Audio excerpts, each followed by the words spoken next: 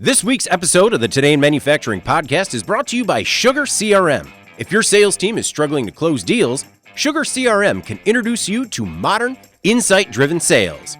Energize your CRM with Sugar.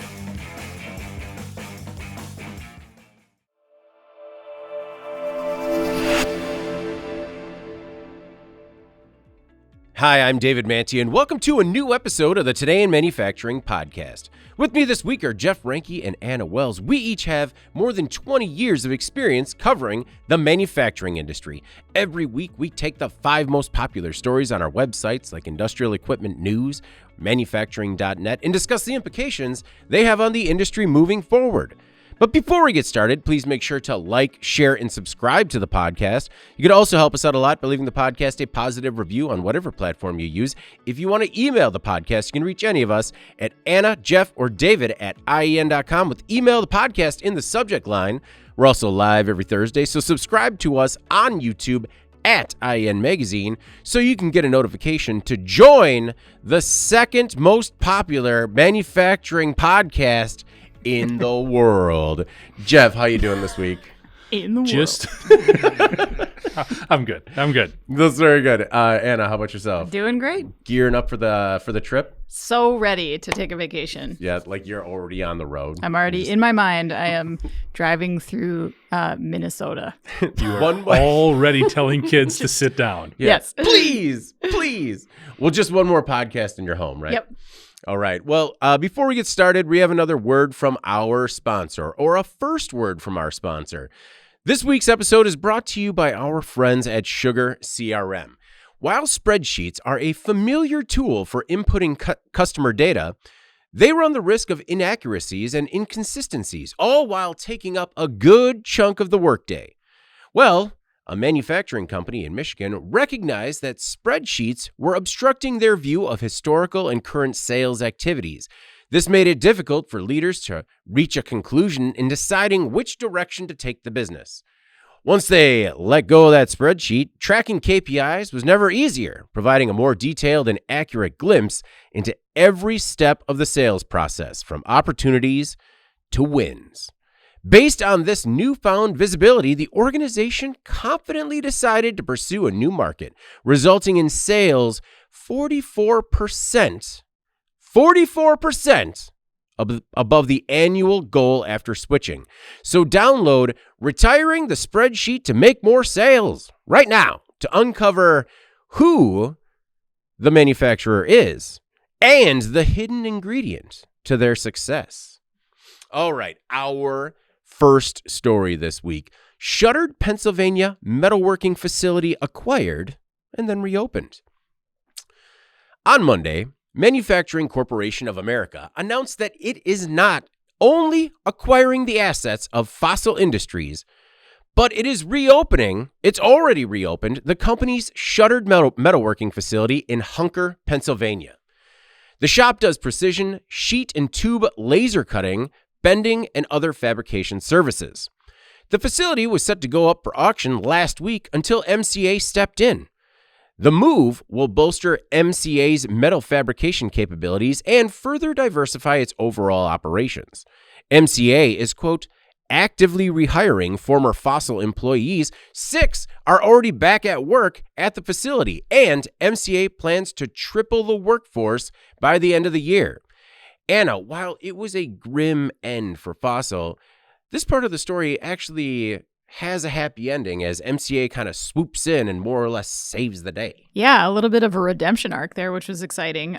There's a lot that we don't know about this story, but some that we do know makes it sort of an interesting case. If you look at the photos of this plant, it's clear that this is a state-of-the-art facility. Yeah. I don't know if you looked at the auction listing before this went up for auction, but so they described this fabrication equipment as like new, and you can see that it is. I mean, it's like is the immaculate facility. So you kind of wonder, like, did something unexpectedly go very wrong? So I was looking up Fossil Industries, and what I learned is that it was actually founded just in 2021. Mm-hmm. And looking back as recently as 2022, things seem to be going great for Fossil. They had announced in April of that year that they were going to expand in order to double their footprint in Hunker in the industrial park that was there. At the time of the announcement, local officials were pretty excited, and the county commissioner said something along the lines of, given how important the manufacturing industry is in our county, we're excited that an advanced manufacturer is able to expand so quickly after opening its doors. So maybe they expanded too quickly is what it sounds like. Fossil was said to be a builder of things like barbecue grills, fireplace accessories, automotive parts, military supplies, which to me sounds like a very diverse portfolio and one that you would expect maybe to insulate that company from individual end market disruptions. Because that's like, 101. Make sure that you have a diverse portfolio when you're in this type of industry. Yeah. But something must have thrown them off balance enough. And I think sometimes maybe when you're a young company, you don't know enough to be fearful of that worst case scenario, or you just kind of in go mode. Yeah, you don't know what you don't know. And I mean, it was around the pandemic as well. Yeah, and if you're having a really successful start, I think it's easy to lose sight of the fact that sometimes it seems something very small can blow the entire thing up. So, MCA has been around for 40 plus years. Hopefully they can provide some consistency here, but great to see that some of those original employees are already back. If you look at the auction photos, it looks like a showroom floor. It does. Like you could eat off the floor. Yeah, it is. It was incredible. And I kind of had a very, I was actually surprised that you could find that much about Fossil Industries, because there's just not a lot of information out there because they were so young. Yeah. That when everything kind of went belly up, again, like you said, a lot of the details aren't public. I did reach out to Frank DeSalvo. He's the VP of Prestige Auctions. I just wanted to know what happened, and he has not gotten back to me yet. But he did say, like, they were going to sell everything on June 17th. At the time, he said, quote, Fossil Industries invested in the latest high-performance technology from world-renowned OEMs, and these assets provide the opportunity for companies to upgrade or enhance their industrial capabilities at a substantial discount. And I'm just, kind of the same way, MCA has a bit more of a legacy, a pedigree, but just want to make sure they don't get out over their skis. But Jeff, this is an incredible opportunity to kind of buy like I guess it's technically like new equipment for maybe pennies on the dollar. Maybe, yeah. I mean, we don't know the financials exactly, but I think what kind of got my attention here is Manufacturing Corporation of America. They've sort of set a template here in terms of what their business is going to be like going forward. I think it's interesting that they make their sort of structure very transparent in terms of it's combining manufacturing and private equity. So they're very, very much out in front of saying, this is our goal, is to basically acquire as many of these manufacturing companies as possible, bring them together and take advantage of a lot of the, we got sick of this word, but synergies that exist in helping to grow and expand, and potentially also cover some of these ups and downs within the market. If you are even more diverse because you have more sort of job shop capabilities, along with a couple of established brands, which is also in their portfolio. When you look at what was the big plastics company that they also acquired recently? Well, I mean, one thing while you're Uniforce. Uniforce. Okay. Uniforce, and then Boss Lighting is another one. So it's an interesting. I think we could see more of this from MCA in terms of taking advantage of a lot of this built-in infrastructure that's already present, using a lot of what they already have in place, their experience, their pedigree, their existing business, and expanding and taking advantage of some of these maybe discounted facilities and equipment. So I think we could be hearing more from these guys.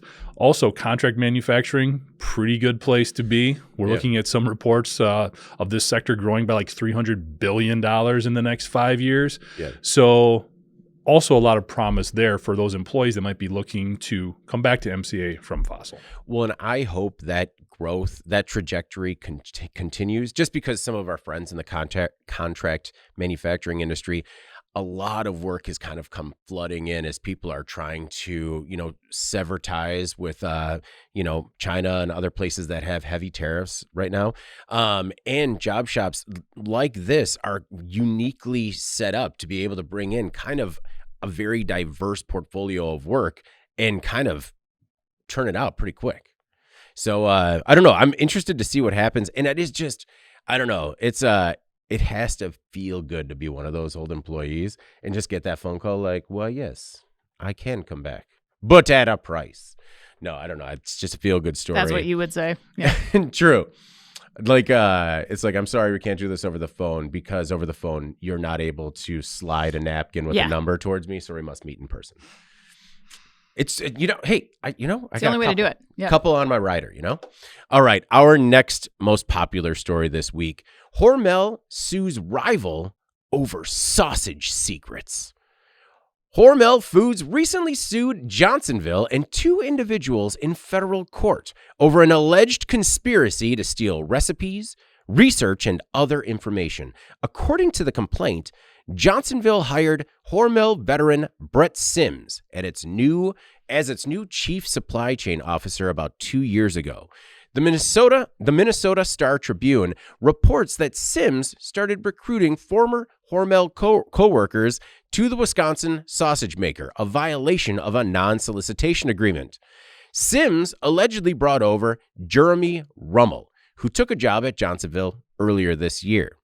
Before he told Hormel he was leaving, Rummel sent proprietary information to a personal email that included product formulas, processing techniques, marketing strategy details, and information about potential acquisition targets. After Hormel raised this issue with Rummel, he admitted to sending the emails, but then he met with Sims to go over the details of this meeting. Hormel also says that Johnsonville has been uncooperative and is seeking monetary damages as well as getting its confidential data back. And I'm often surprised when companies want their confidential back. I mean, once it's stolen, it's no longer confidential, right? Like the toothpaste is out of the tube. Yeah. I mean, really focus on those monetary damages. Yeah. What's that expression about learning how they make the sausage? I mean, yeah, this is, how did we miss that in the headline? I don't know. Like sausage secrets or Hormel sues Johnsonville over how the sausage is made. That does not roll off the tongue. No. It's very long. We got to workshop it. It's there. It's there. Good job, Nope. Maybe just a teaser. All right. Well, I think when you look at if you're in any market and you're looking at the top 2 brands, obviously there's going to be an acrimonious relationship between those two often. I mean, I just saw that Duracell is suing Energizer again, like over battery power claims, and Pepsi and Coke. It's almost a cliche how this stuff goes on, but I think it's a bit different here because it sounds like this evidence is pretty credible of what took place here. Hormel has a pretty well-documented case, and I think it raises a good point around recruiting. I think we see a lot of companies, because of the talent gap, try to take the path of least resistance and headhunt from their competitors because those people are already well-trained, and it's just easier than trying to find somebody fresh and train them up and cross your fingers and see what happens. But I do think that kind of sets the tone that the rival company is going to be like hyper focused on what happens next. I mean, we have done this before, left for competitive reasons, and then everybody is real edgy about what you're doing with your computer. And anyway, it sounds like this person made a really bonehead decision. Yeah, like he sent himself a personal email that said sausage secrets, and they're like, "Oh, I wonder what that one was." I mean, it's just like very ham-handed and sloppy way of stealing company information. But yeah, I mean, not like we're here to talk about like how to do it. No, but it's just like for the record, I've never done that. But like also, if you're going to do it, like, don't just like send a batch of emails with like attachments with critical company IP. Right. And because it's not, I don't think it's worth it to Johnsonville in the end, which indicates to me potentially that they didn't know he was doing this. I mean, it's possible that they did, but it seems like a tremendous risk to put this in the hands of this guy who's going to do it in such a blatant way, who obviously gets caught right away. And so now... And admits to it. Yeah. And now that he was continuing then to poach employees from Hormel, it makes it look like a conspiracy when maybe it wasn't. Maybe it didn't involve his new employer. I feel like we talk about this a lot of times when somebody kind of goes out on their own and it winds up exposing a company unintentionally. Like, there's no way that like Johnsonville is part of this conspiracy to be like, oh, right, you got a man on the inside and is going to risk the entire broad empire. Right. Like, get us the sausage recipe. Like, it seems like they would not even need to do that. I mean, they have the tech to reverse engineer pretty much anything they want. Right? Yeah. Is it like, it's not like this is a new product. Sausage. No, I know. Like, I mean, they already have arguably a superior product. Like, does Hormel have like a hand on, like a leg up on the chorizo recipe? I don't know. What is it? This is getting out of my territory, okay. But I will say that I think if you're going to choose to poach from your competitors, you have to be very clear about how that's going to go for you. And because unfortunately now the company is implicated in this person's individual decision that they made, whether or not they knew, it doesn't really matter at this point because they're being implicated. So if Hormel can prove that Johnsonville was party to this, they're going to lose a lot of money there, and it's not worth it. So, no. Well, and I mean, they're going to lose a lot of money for a lot of reasons. So, Jeff, Johnsonville is accused of 2 counts of breach of contract, tortious interference with contract, 2 counts of misappropriation of trade secrets, breach of employee duty of confidentiality, and breach of employee duty of loyalty. Now, okay, this is the one that stuck out to me, right? So there's this duty that requires employees to act in good faith and avoid actions, yes, we all heard it, that could harm the employer's business.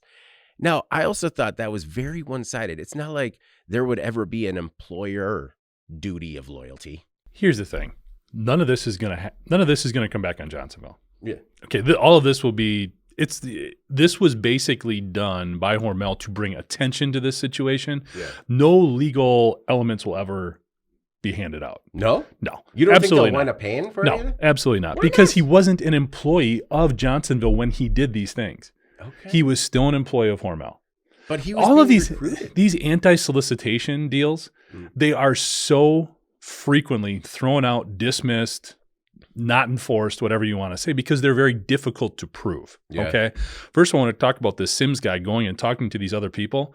Unless he sent them an email or some other document saying, hey, man, I want you to leave Hormel and come over here to Johnsonville because it's better, and I don't really care about the anti-solicitation order that I signed. Sounds like he might have, though. Unless you did that, they can't enforce these things, because if these people are friends and they're talking at the bar saying, hey, you know, we have a job opening, and that's all they say, that isn't solicitation, okay? They're not trying to sell them on bringing them over. And this happens all the time. And quite honestly, as you guys have already covered, if folks from Hormel weren't so blatant and sort of in your face about this, I'm sure Hormel would have just let it go. Yeah. But now they're doing all this. Johnsonville's not responding, nor should they. Because these were actions taken by individuals, not on behalf of their employer, which they weren't even employed by at the time that they did all of these stupid things. Yeah. So this is really about Hormel trying to, and justifiably, sort of smear Johnsonville a little bit and bring them into the fray and realize, hey, these guys did some kind of crappy stuff. But at the end of the day, this happens all the time. Yeah. I really don't see much coming out of this. Yeah. The one thing that I was actually surprised by is Johnsonville actually sells more of this product than anybody else in the country. Yeah. I did not realize that. Yeah. Would have thought Hormel, a Fortune 500 company, would be much larger of the two. So it is kind of interesting in that dynamic too, that you've got this bigger company actually chasing a smaller one in this particular vertical. I wonder too if like this sends a message, if you're Hormel, to everyone that works for you not to do it. Well, here's the other part of this. Do you think that these folks would have been so, again, brazen and obvious in what they were doing if they were happy with their current job? I mean, at some point, maybe Hormel also has to look internally and say, hey, are we doing something that made these employees this fired up to kind of try to screw us over here? Yeah. It had to be more than just a money thing or a loyalty thing to this individual. There had to be some other driver potentially. Yeah. So I think it's also a chance for Hormel to look in the mirror a little bit. No, you need to make sure that other companies aren't poaching your employees, but you also need to make sure that your employees aren't poachable. Like there's a reason they're looking, right? Anna, what is like the sausage equivalent to smearing a company? Is it like they're just trying to sloppy their bun? Oh. No? Well, we can workshop it. Moving on. No, we don't even need to. It's not necessary. That's fair. One question that I did raise is, do you think that, because there is this breach of employee duty of loyalty, do you think there should be an equivalent, like a duty of loyalty from the employer to the employee? What is duty of loyalty? Well, it means that it requires them to always act in good faith and avoid actions that could harm the employer's or the employer's business. I mean, shouldn't there be the equivalent of like a company should always act in good faith, avoid actions that could harm their employees? No, what you get in exchange is you are an at-will employee and can be fired for any reason at any time. That's what I was thinking. I don't know. I just thought that like it seems awfully one-sided all the time. David wants a hold everybody's hand clause in his contract of employment. I think let's just all be friends. If that's how you interpret that, and then you're like your business speak, whoa, they didn't do anything. You just said, hey, we got a job. I think we all know where you're coming out on this one, Jeff. All right. Our next story this week, SpaceX Starship test explosion. What happened?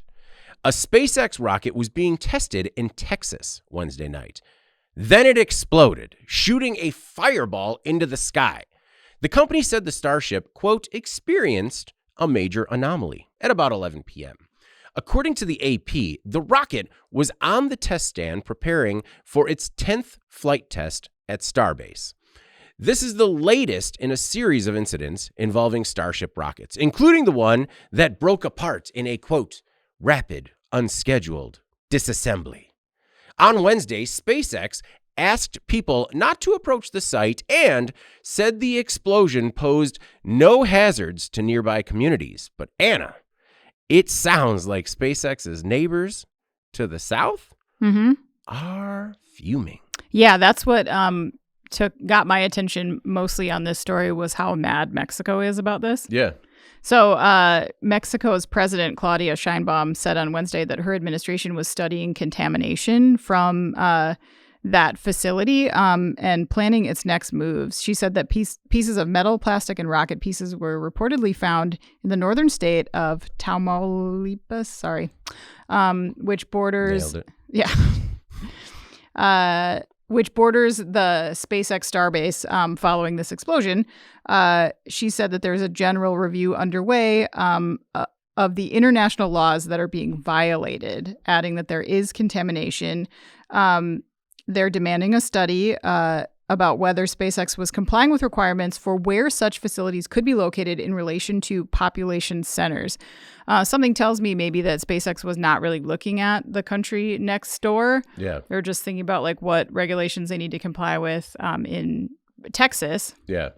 But I mean, it's a fair point to make that, hey, if this stuff is going to be careening out of the sky on fire and blasting debris and shrapnel in all directions, that maybe we can have a say in this. Yeah. So, and it is interesting, as you mentioned, because the contrast from SpaceX is there is no contamination, there's no danger, no environmental or safety impacts. No, but stay away. My God. Yeah. So, who do you trust? Is it SpaceX or is it Mexico? Who, to be honest, I think we should take them at their word because they already sued Google for changing the name of the Gulf of Mexico on Google. Yeah. Like she's not playing. Like, I think she would actually do this, if only to prove a point, or at least to say like, hey, we have some rights here in this situation as well. And it comes at an interesting time when you see a lot of reports, kind of one-off reports about what is happening in the Boca Chica community and if people are really on board with what has become a company town for SpaceX. Yeah. And what that means for them. Yeah, like literally. They call it Starbase now. Yeah, and people being told that their property may have to be like eminent domain. Seized via eminent domain because of what the company needs. So clearly SpaceX stepping on some toes in the area, not just in the U.S. Well, that was what stood out to me, right? So, Jeff, you can't just keep raining down debris on communities and think that people are going to remain in awe of your omelet-making, egg-breaking abilities. And 6 months ago, maybe 7 months ago, maybe giving SpaceX a little bit more benefit of the doubt, maybe things have changed drastically in terms of how people view that company lately. Yeah, I think public perception has been adjusted a bit. Yeah. No doubt about it. It is something, I was surprised that this story did so well on our site just because it was covered so many other places. Yeah. But if you haven't viewed this story on our site, please do, because the video there it is mind-blowing. Yeah. It is incredible, especially the explosion is one thing, but then we also have that graphic that shows how that explosion showed up like on a weather Doppler, on a weather radar screen. Oh my, incredible. Yeah. Like you hear the weather person saying, that's not rain. That's the explosion. Yeah. And it's just... It's incredible. So the impact is kind of difficult to argue with. And when you look at some of the environmental damage that Mexico is discussing here, also probably very hard to ignore. I mean, the evidence is pretty strong. So I think where this comes into play, though, when it comes to both sides of this, is when you look at all the success SpaceX has had. Okay. This is a company that's valued at $350 billion, $5 billion in profits they're talking about. Potentially, we don't know for sure because it's a private company last year. Even their report card, and granted, these are self-reported statistics when you go to SpaceX's website, but they've got a 97% launch success rate. For some of their rockets, the Falcon 9, the Block 5, 99%. Then you get down to Starship, 33%. We've got a problem here, okay? Yeah. And I think one of the things, in addition to some of the other image problems that Elon Musk is fighting with right now, is you can't continue, you can only, that hubris, that poking jokes, fun, what did he call it? The unscheduled disassembly when it blew up there. Yeah. That only goes so far when, again, to Anna's point, you have things raining down on people, and it's actually taking up spaces on radar where it looks like a tropical storm is flying through your area. Yeah. So that hubris it's worn thin. You have to start being more accountable and really talking to people about what's going on here. Yes, everybody will at some point in time benefit from the work that SpaceX is doing. We've benefited from it as Americans, having a private partner in space exploration and launches. But man, there's still a responsibility there too. You can't just keep blowing this stuff off. It has to become a bigger part of your corporate value or your structure, whatever you want to say, and communicating what's going on, and also being a little bit more transparent in terms of why this happened. When you have this much stuff blowing up, I mean, that was borderline like nuclear mushroom type stuff when you see the video there, and you're dealing with these different fuel sources that you admittedly cannot control and contain properly right now, to the fact that you've blown up 2 out of every 3 rockets you've tried to launch. The attitude, the messaging, the communication needs to be adjusted here. No, you need to be a better corporate citizen. And being a better corporate citizen does not mean tweeting, hey, actually went better than I thought it went. Or, that went better than, that's actually doing better than expected. Yeah. And to Jeff's point, not just the Doppler, but also highly recommend checking out the live stream from an outfit called NASA Spaceflight on YouTube, because it is like a 4-hour broadcast of essentially people just hanging out watching this launch. And then there's the explosion and everyone just goes, whoa, no. And then they are speechless. And then they just kind of say like, Ship 36 just blew up. Like, it's incredible to kind of see how people respond to these things in real time. And I don't know, I think they have an incredible case in Mexico. And it's not just who you are and how you treat everybody in the U.S. I mean, it is how you treat everybody anywhere in your surrounding area. Yeah. And you can't say repeatedly that this is like the cost of doing business if that cost is being paid by other people, Yeah, it's just like, okay, I understand that's the cost of doing business, but you're raining fire on my home, and that's unacceptable. All right, our next most popular story. Virginia ice cream manufacturer announces new factory and headquarters. Nightingale, a Virginia-based maker of the top dairy novelty product, the ice cream sandwich, has announced plans to move to a new headquarters and manufacturing facility in its native Richmond. Founded in 2016, the company will invest $5.8 million and add more than 160 new jobs at a new nearly 30,000 square foot facility, which includes 24,000 square feet of production space. Nightingale has doubled in size year over year, and its ice cream sandwiches are now available in 5,000 chain and independent grocery store locations across the country.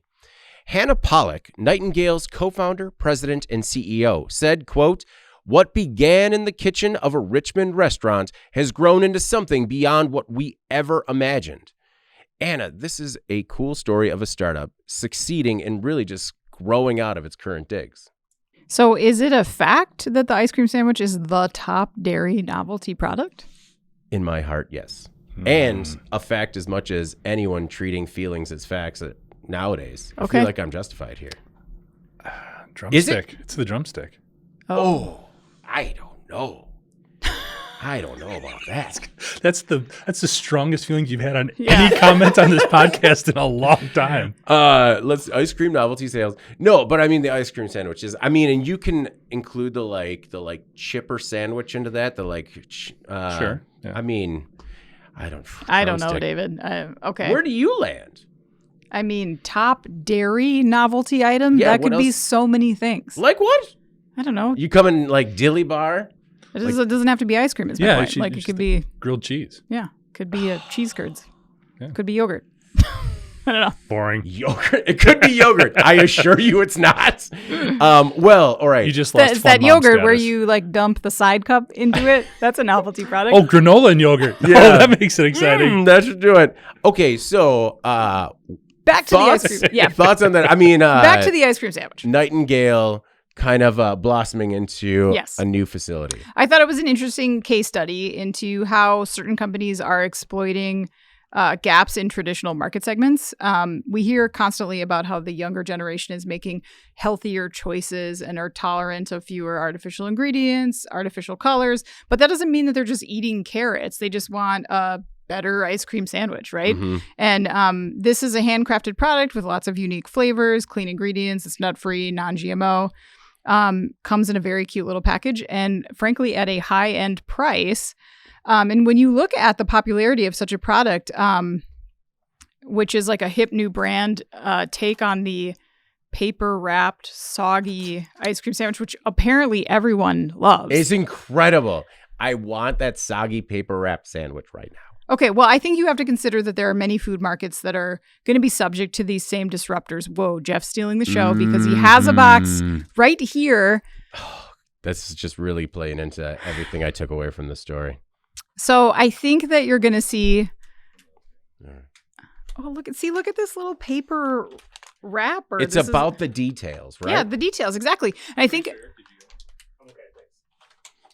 think that it's fair to suggest that we're going to see a lot of young companies, and we have in recent years, but a lot more of this, companies taking their shots at these like really old kind of antiquated products that have not been updated in a really long time. I mean, that chocolate soggy sandwich with the dots in it, that has been around for like 100 years.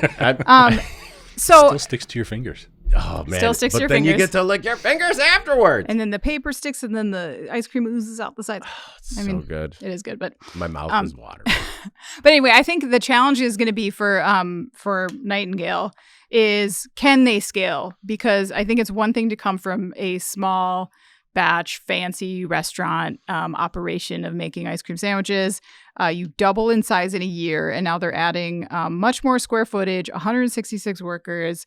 You have to keep a thumb on that quality like every second of that process, and that's the hard part. Yeah. So hopefully they do. I wish them the best success. I'm very excited about this product, to be honest with you. But yeah, I mean, when I read the 5,000 grocery chains around the U.S., I was just like, please let it be one that's close to us. And then you walk It sure is, David. With Cookie Monster. Jeff, before we dive into these, I just want to ask, these are all great feel-good stories. And I think we're going through this cultural corporate reset, right?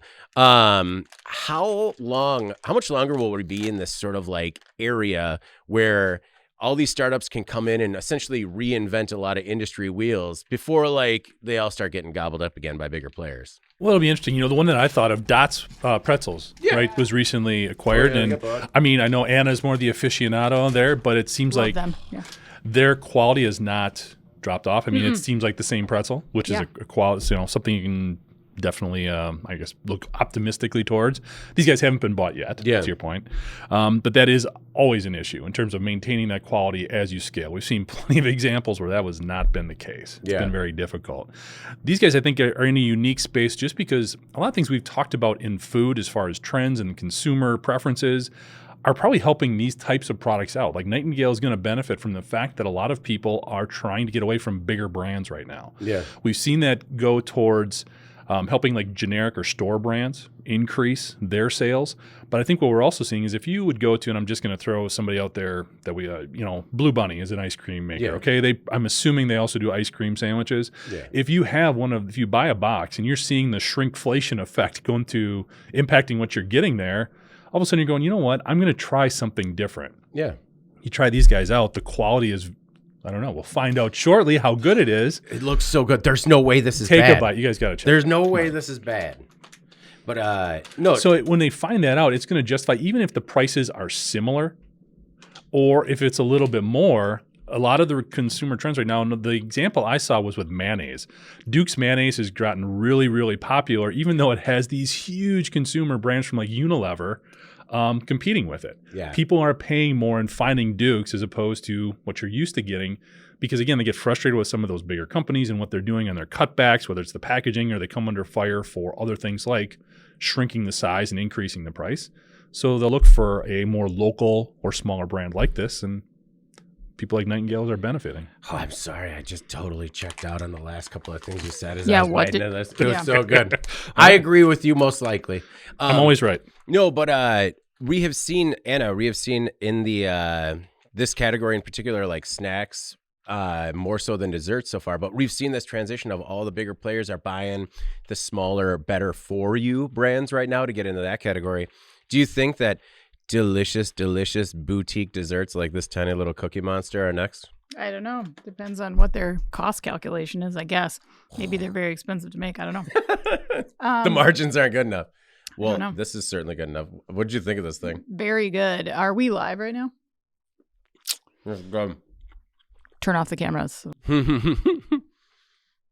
So, well, this is incredible. And this is actually, it reminds me so much of like the old school DQ chipper sandwich, like where it was like this kind of more cakey, doughy chocolate chip cookie with the. Well, the thing is, this is like 4 bites, but it's 4 big bites. Mm-hmm. Like it's a substantial deal. So this box, it's got 4 of these in it. It was just $7. Okay. So it's not inexpensive when you compare it to a traditional ice cream sandwich, but pretty darn good. This isn't the one that you buy for like the kids' party, the baseball team. Right. Yeah, but this is the one that you kind of like toss in the cart when you're grocery shopping by yourself, and it never even makes it home.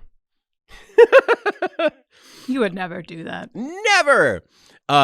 It's incredible because when I was looking up this company, Jeff, I was just thinking these flavors are just not fair. Like the one that stood out to me was Cookie Monster because seriously, my mother-in-law calls me Cookie Monster because I like cookies so much. The chocolate chip cookie and cookie crumb infused vanilla, which actually having cookie crumbs in the vanilla makes it like a little bit more solid. And I don't know if that's what like holds it together a little bit more, but also chocolate blackout, brownie cookie, ganache, swirl ice cream with pieces of chocolate cake infused in the ice cream. Come on, that's not fair. Just not fair. Oh. Wait a minute. Ice cream headache. Should have done this at the end. That's okay. I'm happy we're doing it Wreck now. the show. Mm-hmm. Stick with us. Listen to us, cheer. Good work, Nightingales. Very nice. Well, also, like, the attention to detail when it comes to the packaging, I don't know. I think, like, Anna, to your point, remaking the soggy white paper that covers it, I mean, this completely undoes that. It's a different product. Yeah. Completely different product. All right. Well, producer Eric, can you help us by refrigerating this one real quick? So that way one of us, whoever it might be, can eat a second one afterwards. All right. Or you'd let me take it home to my wife, David. No? Okay. David will tackle you. Well, whomever may get that fourth whoever wrestles it away from David. Yeah. Our most popular story this week is a bit of a combo, a 1-2 punch, because Ford's seen some better days than this week. All right, our first part of this two-parter is Ford being absent from the 20 most American-made autos list. Cars.com recently celebrated the 20th anniversary of its American-Made Index. It's a 5-point assessment process reviewing country of origin for both engines and transmissions, locations of final assembly, percentage of U.S. and Canadian parts, as well as the direct U.S. workforce involved in each automaker's manufacturing. So, Tesla's Model S, 3, X, and Y all made the top 4, which makes sense. But there were some companies that were notably absent. Only 3 vehicles from GM, Ford, and Stellantis combined were listed: the Jeep Gladiator and Wrangler, assembled in Toledo, and ranked numbers 5 and 13 respectively. GM's lone listing was the Chevy Colorado at number 19, which is assembled in Wentzville, Missouri. As for Ford, not a single vehicle made the top 20. Now, Anna, it's not a good look for Ford given the new slogan, from America, for America. True. Or I guess maybe if it's more built Ford tough, it's like, from America, for America. Built Ford tough. Yeah, so, I mean, this is, I don't know, this is a little bit slippery, I think, when you, like, of course, it's never a good time for this to be laid out. I think the big 3 being represented as not representative of American-made vehicles is not a great look. However, if this were a top 50 most American-made vehicles list, then they would be pretty well represented. Mm-hmm. So I do think, though, it is a good way, and what we should be focusing on is it's a good way of clarifying how the global automotive supply chain has become and how reflective this is of manufacturing as a whole. Because the point here is that when you know, looking at the tariff situation, when you penalize companies for using foreign-made parts, for example, by applying heavy tariffs on them, then you often hit these very American brands as well, and therefore put American jobs at risk. Ford has 88,000 employees. And that's in the U.S. They estimate that their GDP impact is about $100 billion. Jeez. Right. So if you also look at that more than 75% of what Ford sells is assembled in the U.S., this is a company and an industry that has a tremendous impact on communities in America. Mm-hmm. So I think it's important to say, like, you can slice and dice this stuff all kinds of ways, but because these companies are so globally connected, as are many other key industries in the U.S., but the definition of what's American-made isn't necessarily the same as what is good for America. Mm-hmm. So I think that gets lost, right? Yeah. And so many other factors are important here. And I think it's dangerous to make assumptions based on an easy analysis of where a company is headquartered, for example, which I think we fall into that trap a lot, as sort of a lazy analysis of like what is American. Yeah. That's not how manufacturing works anymore. So yeah, to me, it's reflecting the reality that it's not that Ford is not American-made, it's that it's a complex calculation, and that's true, I think, in many industry verticals. So maybe you look at it a different way. Well, it's like this romanticized version of what American manufacturing used to be and what it could be, and like under a very narrow lens, right? What'd you say, $160 billion? $100 billion GDP impact is what Ford says it provides, yeah. That is incredible. I mean, Jeff, do these rankings matter? Do they have any impact on the consumer? Until they go to pay for something, probably. Yeah. I think, at first glance, you're probably disappointed, but then once you do a little bit of homework and understand the situation, it shouldn't, put it that way. I think what's interesting is when we talked about globalization a decade ago, 10 years ago, we were celebrating that. This is so great. We can connect with anybody to make sure that we can optimize everything from a cost perspective, from an efficiency perspective. Supply chain management will become more diverse and complex, but also it'll help improve productivity in so many ways. And that is what's going to help preserve manufacturing jobs and grow manufacturing. Now, over the last 6-8 months, That tone has changed because we've got a different voice that's going a different direction in terms of what they feel is best for manufacturing. And there's the vision that you were talking about, that sort of thought process in terms of what it should be. Mm-hmm. And then there's also the realities of what it is. And I think Anna said it really well. It's not about made in America. It's what's best for America. Yeah. And a more diverse supply chain is always going to be best. Yeah. If we don't have a Today in Manufacturing podcast bumper sticker yet, I think that's it.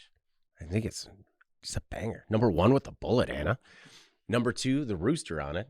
No, yeah. number 2. Yeah. Like the thing that leads to the thing, rooster. And then it's not about what's made in America. It's about what's best for America. That is incredible. We need an Etsy store, I think. I got a guy with a laser shop. It'll be all right. Perfect. Yeah.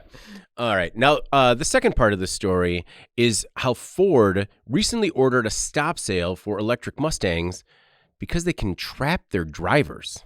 So Ford recently issued the stop sale for Mustang Mach-E electric vehicles. According to the Detroit News, more than 300,000 vehicles are susceptible to an issue that could either lock owners out or trap them inside. The problem is traced back to the vehicle's 12-volt batteries, which could unexpectedly discharge. If that happens, the front door electronic latches could get stuck on their previous lock or unlocked status. And what are they typically? They're typically locked. Ford is working on a software update to address the issue, but Jeff, as Ben Munson said in this report, this could be a major hassle for some, but it could also present a potentially life-threatening problem for others. Yeah, this is just a product development fail, in my opinion here. I mean, what situations do you not have some sort of manual override in terms of how something can be operated? When you look at a door lock, I mean, forever you've always been able to push the lever or pull up on the mechanism to unlock your door if the power locks didn't work. Yeah. To not have something like that built in here is kind of mind-blowing. Yeah. I mean, you're looking at an electrically powered appliance or system here.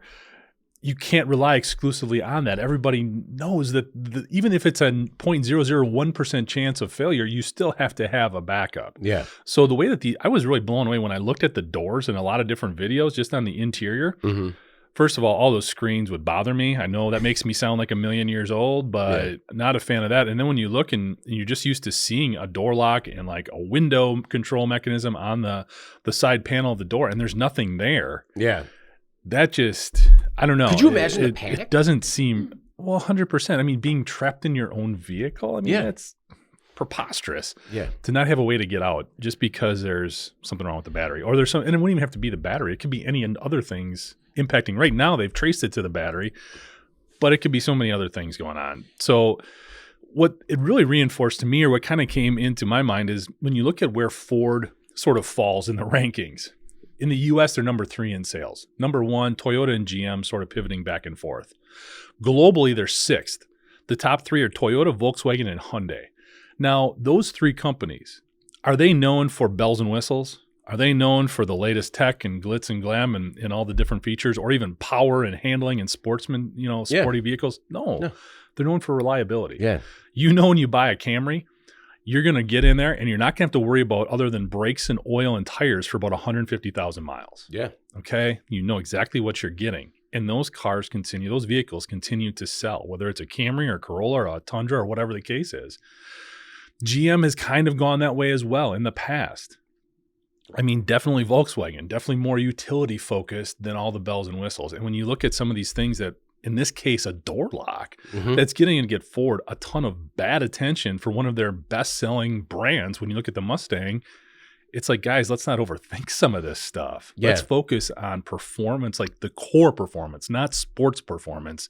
Just being able to function. I guess functionality would be the best word. Just seems like a design fail big time, and it's sort of characteristic of a lot of the issues that they're having. What is the rule, like the rule of the 10th man? Or where if you have 10 people in a room that all agree together, it's the 10th person has to be the contrarian and argue the opposite point just to like figure out if things could go wrong. I feel like they didn't have like a 10th man here. We're like, they're all designing this revolutionary new system to unlock and, work a car door. And there wasn't one person that's just like, okay, hear me out. What if it fails? How do you get out? I mean, and Anna, we saw with when there was the Kia Hyundai problem with thefts, when they didn't have a fix right away, they were sending clubs to people, right? Ford doesn't have a fix. They're working on a software patch. What are they going to like send out window hammers to everyone that has one of these? Like, because in the interim, there have to be people out there that received this recall notice that were just like, okay, so I can't lock the doors anymore. Or, it doesn't even matter. Like, it's just, hey, this likely won't happen, but it might. So maybe keep the windows down. Yeah, if you recall, this is actually the same vehicle where Ford has faced a class action lawsuit over defective design because that's right. If the vehicle, like if the power runs out on the battery and you're locked out, you have to jump start it to get back in. And people were not pleased with that, I remember. Yeah, rightfully so. So anyway, it seems like they got some work to do on these doors. All right. Well, before we jump into, in case you missed it, the story is maybe not as popular on our sites, but still stand to make a big impact on the industry going forward. We have another word from Sugar CRM. This week's episode is brought to you by Sugar CRM. While spreadsheets are a familiar tool for inputting customer data, they run the risk of inaccuracies and inconsistencies, all while taking up a good chunk of the workday. Well, one manufacturing company in Michigan recognized that spreadsheets were obstructing their view of historical and current sales activities.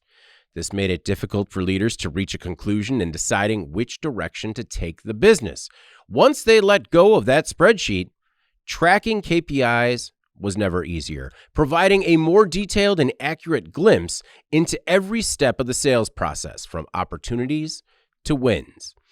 Based on this newfound visibility, the organization confidently decided to pursue a new market, resulting in sales 44% above the annual goal after switching. So, download Retiring the Spreadsheet to Make More Sales to not only uncover who this manufacturer is, but the hidden ingredient for their success. There is a link to download it in the live chat and the body copy. All right, in case you missed it, stories, maybe not so popular, but still stand to make a big impact on the industry going forward. I'll go first this week.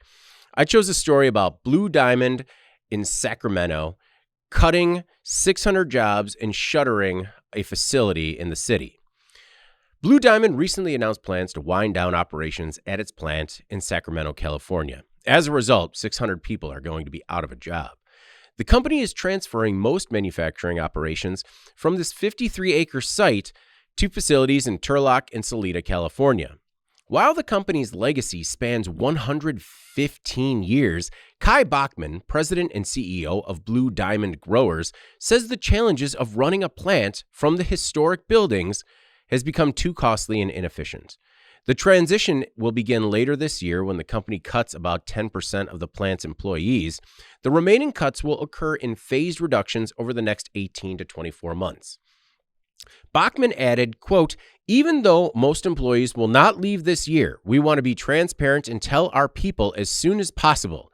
We are committed to putting in the energy, time, and resources to help our impacted team members." Now, the first reason I chose this story was because I thought this was just a really good example for how, even though things are changing and you got to make a tough decision, that you can still do good by your employees, by kind of laying it all out on the table, saying like, hey, it's not happening now, but it's happening sooner than you might like.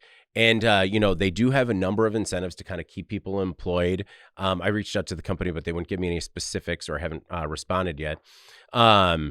But I thought this was this part of the story in particular was about how, if you get out ahead of it, even though you have really bad news, it still looks like you're trying your best to do right by your people. And I don't know if you had a chance to check out the story, but what'd you think about what's happening in almond country? Yeah. Well, I think the key the key issue here is that this isn't related to a sales problem. It's because they're in an old facility that can't be renovated. Yeah. And so they have the time to give those employees like a heads up on that.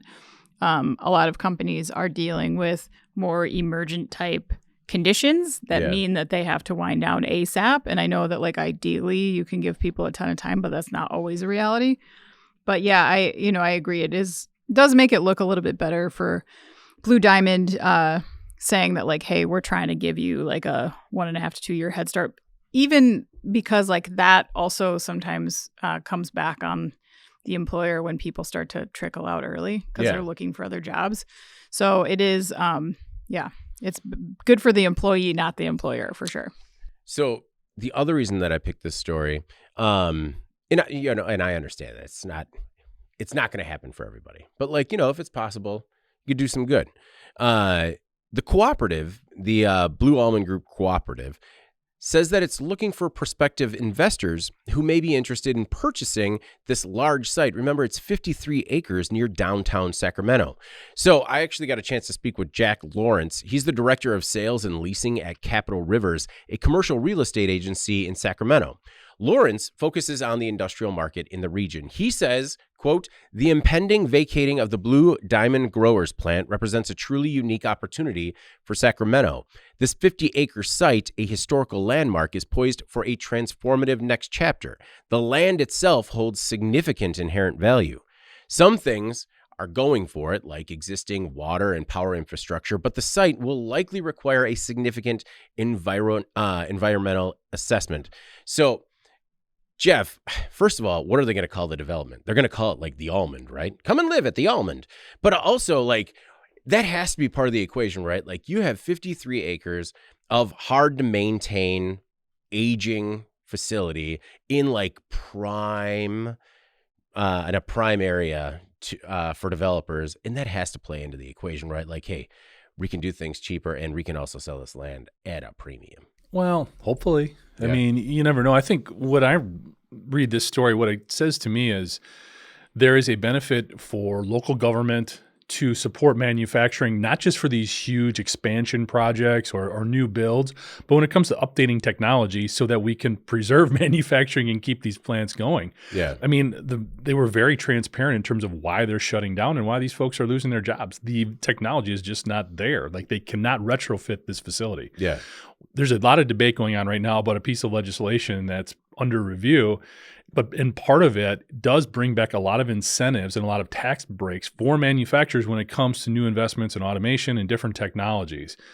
Why is that type of thing always attached to another piece of legislation? Right? Why can't we just isolate that and put something in place that gives manufacturers support for investing in these new technologies that's going to preserve jobs and help them to be competitive on a global basis? That's what this sort of reinforced to me. Looking at things after the fact, that's sort of defeatist a little bit. And I'm not coming at you or anything or being critical of your point. No, not at all. It just seems like it. I'm just saying let's not look for the upside after the fact. Let's preserve what we have right now, and that comes from supporting manufacturers in these ongoing investments that are needed. No, we bring that point up all the time, right? Where it's like, especially when we're talking about these huge investments, right? Like these huge investments in new facilities and moving your corporate headquarters and stuff like that. Maybe that's not a necessity if you've been working together a little bit more in the interim. No, and it was I completely lost my train of thought, so we'll just fire through. Anna, what is your, in case you missed it this week? I selected a story titled "Truckers Fear Job Loss as New English Language Rules Take Effect."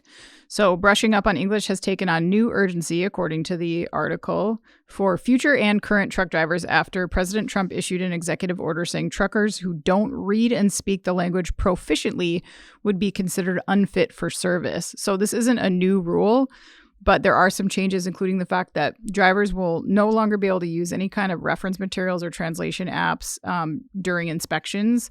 The penalties are also more severe. So instead of receiving a citation, drivers who fail can now be designated as out of service and essentially lose their jobs. Yeah. I think everyone can agree that it's important for professional drivers to have a basic functional understanding of what road signs say and, ability to use that knowledge to operate their rigs safely. I don't think anyone is contesting that point. I think the concern with this revised law is that drivers who speak English as a second language might be fearful of making mistakes or very conscious of their heavy accents. Industry folks are concerned that they will not take the chance on trucking at this point, knowing that they're facing basically an English proficiency test now anytime. And an inspector can just kind of decide. So the concern is that the inspectors are not given any specific methodology on how to assess. Yeah. So they're making these very subjective, non-standardized determinations of which people are proficient in English, which you can see that kind of power wielded in the wrong hands. It just seems like a liability that might cause people that would otherwise be very effective, safe drivers in an industry that is in dire need of workers, to maybe think about a different career choice. I think that's concerning to me because, if it's not, again, it's not the safety point trying to make the road safer. I get that, but the solution is not a good one, in my opinion, because I feel like you're going to cause more damage to this industry that, again, is already very much suffering for workers. And then what does that do to the logistics sector in the United States? No, the subjective nature of this is what bothers me the most, because don't get me wrong. If you want to say that, hey, you need to be able to read the sign that says how tall the bridge is so that way you don't hit it. That's important. You need to be able to read the signs so that way, in case there are problems up ahead, you don't go barreling into something because you didn't understand it. What I don't care for is the subjectivity. And all of a sudden you wind up with an inspector with a bad day and a driver with a heavy accent, and all of a sudden there's a problem. Yeah. And that really does bug me. And talking about the job openings, it projects more than 240,000 job openings yearly in the trucking industry. And this certainly isn't doing anything to help that. And I just think, I think that we sometimes need to address a problem without politicizing a problem. And this is politicizing a problem, not addressing a problem. Jeff, when you see a story like this, what are your initial takeaways? I don't understand why the government has to be involved. This is an industry. If this is an industry problem where there are communication issues, things are not being done safely, effectively, efficiently, let the industry police itself. I don't feel like government needs to get involved with regulation here. If they want to get involved, the only thing that they should be doing is saying, if we've got drivers who are not proficient in speaking the language and we want them to be, then they need to take a class. Yeah. There needs to be something set up in support of that, because this is critical infrastructure. Yep. This is just as important as medical supplies, education, anything else when it comes to our truck drivers getting product from point A to point B. We're looking at a lot of jobs that are impacted here, a lot of industries, food. It runs across the board. Yeah. It's a critical part of our day-to-day. So to just sort of drop this regulation on the industry's lap and say, this is what you got to deal with now, that's weak. No, and you've brought that up a lot, especially when we're talking about reshoring and domestic manufacturing, is talking about just how many jobs exist in the logistics side of the business. And it finally came back to me. I was thinking that, with some legislation, it doesn't all need to be a big part of something big and beautiful. Sometimes it could just be a nice little slice, fire it right through. Just hey, this is a win for everybody, right? Just kind of, we're just going to carve these 5 pages out and get her moving. Jeff, what's your final Casey missed it this week. In case you missed it, I picked an article that we ran. It's a cybersecurity article, and it's called The Human Firewall. Basically, and this article spells out a lot of different things, but it talks about 68% of breaches involving human error and the average cost of a manufacturing-related breach now exceeding $4.8 million. So what's happening is a lot of well-intended employees clicking on links, giving out information, falling victims of social engineering scams that either they weren't trained on, or when they went through a lot of the cybersecurity training, it's just sort of a check the box type of thing, and we move on from it. And the article really talks about the fact that we need to adjust. It's no longer a shame and blame type of situation when somebody does make a mistake. It's let's learn from that mistake. Let's put things in place that make the cybersecurity training impactful and engaging and do different things to support the employee, as opposed to essentially just making them fearful of opening any email from anybody. Yeah. It's doing more things there too. They talk about security can't be a silo. In other words, we can't just rely on just the IT folks to handle that. With all this new technology that we have coming in, we've talked about this before. The threat landscape has gotten so much bigger with all this wonderful connectivity and IoT technologies that are coming into place. There's just more opportunities for bad things to happen. And we still have people running these machines. Yeah. So we need to do a better job of helping people not being the biggest vulnerability anymore and supporting them in this, as they are introduced to a lot of new technologies and a lot of things that as good guys you don't think about, but the bad guys are just dreaming about exploiting. I mean, with the human element, human error being the biggest vulnerability, I mean, do we ever get to a point where the human element is completely removed, where like, not that the human worker is taken out, but a human worker's ability to communicate email, they're just locked out? Like, just you are working on a task, you don't have a company email, you're sort of locked out? Well, that's when we get into this conversation about like agentic AI, because that's one of the big trends in cybersecurity right now as well. The agents can handle it. They can handle all this decision making. Well, then the bad guys have their agents too. So you've got these different agents combating each other. In the meantime, are your agents talking to the other AI agents within your system? Are you sharing enough stuff? Are you handling it the correct way?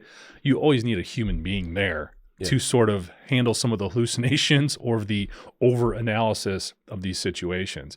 Again, human beings are the biggest opportunity as well as the biggest downfall when it comes to cybersecurity, but we've got solutions in place there. I think the article does a great job of laying it out, and it's not super complicated. It's not expensive.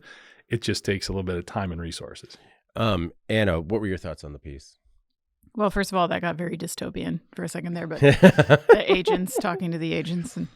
And one thing I saw today, actually, that I thought was interesting, it was an email thread that I was copied on, and the person who had sent it was from an outside company. And then when we replied back, and then he replied back, I saw on his email, like the warning, huge warning, like red bar.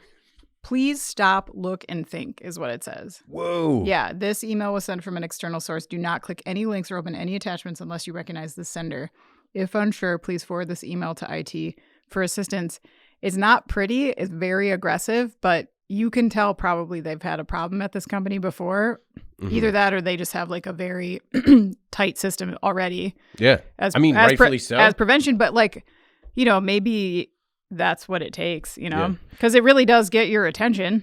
Yeah. Well, there's a line. I mean, that may be like sort of an over-aggressive network administrator, but that can also be an indication of someone who that's sort of the easiest way to do it. As opposed to investing some time and energy into proper training, it's no, anything that comes in, we're going to put this huge alert on it and just freak everybody out. Yeah. But that can also slow things down a lot, especially in a manufacturing environment. I mean, in our dynamic communicating back and forth, that probably isn't a huge hindrance in getting things like sharing information. Yeah. But when you're on a plant floor and you get a sort of warning like that, you need a human being to be able to decipher. Okay. Yeah. I agree. I think my point is just that like it's a reminder, it's a reminder not to just like casually interact with content or, that you don't know what it is.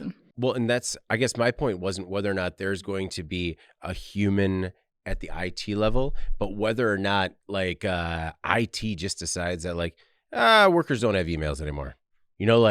So instead of a red bar even, it's just like, we don't communicate via email anymore. We only communicate via closed loop walkie-talkie, I think there's a lot of other strategies to explore before we get to that. Yeah, no, I'm just, well, and then the other thing, which, and I know we don't have enough time to get into it, but like a simple yes or no, can a worker be exploited with their personal email? So like if, yes. Okay. So like if you're checking your email at home and you get exploited, can they still somehow figure out a way in?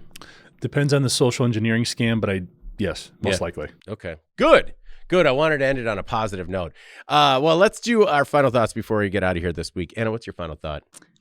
So I'm about to go on vacation and discovered yesterday some light credit card fraud had taken place on my account. And sort of annoying because I got to get a new card and I don't know if I'm going to have it in time for my trip. But That's very annoying. It's annoying. It's not the worst thing that could happen. But what makes it annoying, I think, is because the person or whoever stole the card number charged 2 charges of $2.31. I know that's not their end game, but that's what was put on there. And I just feel like it's turned into this huge hassle for me. I feel like they could have at least just like ordered themselves a pizza. Something nice. Yeah. Something nice for yourself. Yeah. I mean, just to make it worth all this nonsense follow-up I got to deal with now, like at least like get a box of these really fancy ice cream sandwiches or something. Right.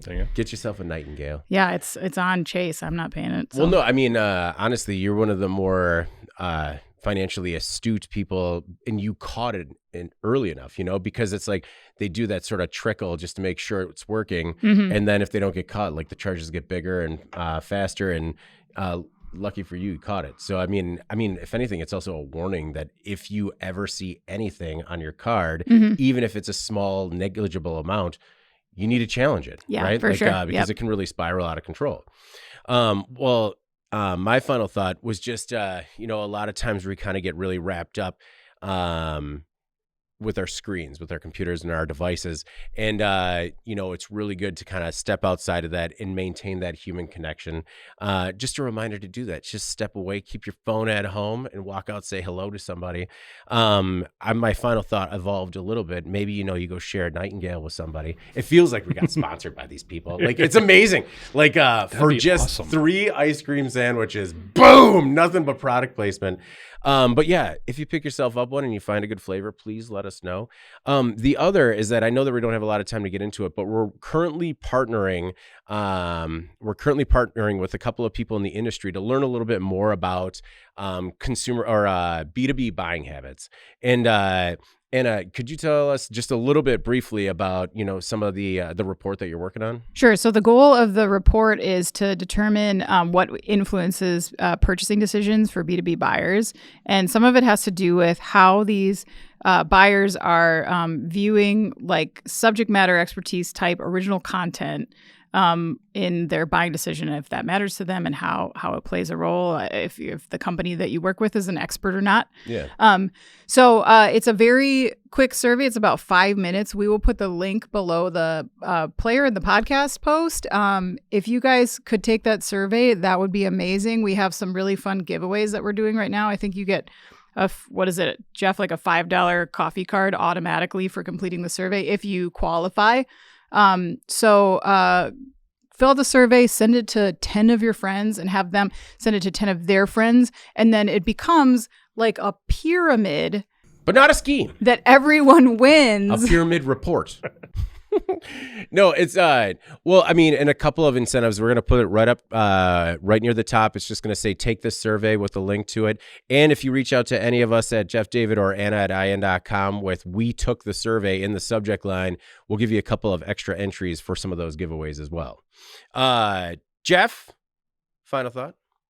I just want to thank Fun Mom Anna Wells for the idea of ice cream for supper, because this was her idea. Had kind of not the sandwich. The ice cream for supper. Yeah, the ice cream for supper. That last Fun day of Mom school. Did, because had kind of a long Sunday, and to have ice cream for supper was a great idea. Yeah, it's just so great. Can't go wrong. Do that. Yeah. Do that. Have yourself an ice cream. Have an ice cream supper. Yeah, it's great. That is a great way to end it. Before we get out of here, please make sure to like, share, and subscribe to the podcast. You can help us out a lot by leaving the podcast a positive review on whatever platform you use. Even a simple thumbs up on YouTube will really help us out a lot. If you want to email any of us, like I said, just email Jeff, David, or Anna at IN.com with email the podcast in the subject line. You can subscribe to our daily newsletter. Make sure you get it delivered to your inbox first.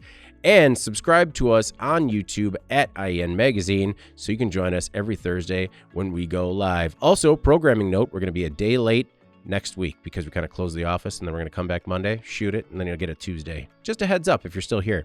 All right, for Jeff Reinke and Anna Wells, I'm David Manti. This is the Today in Manufacturing podcast, and we will see you next week.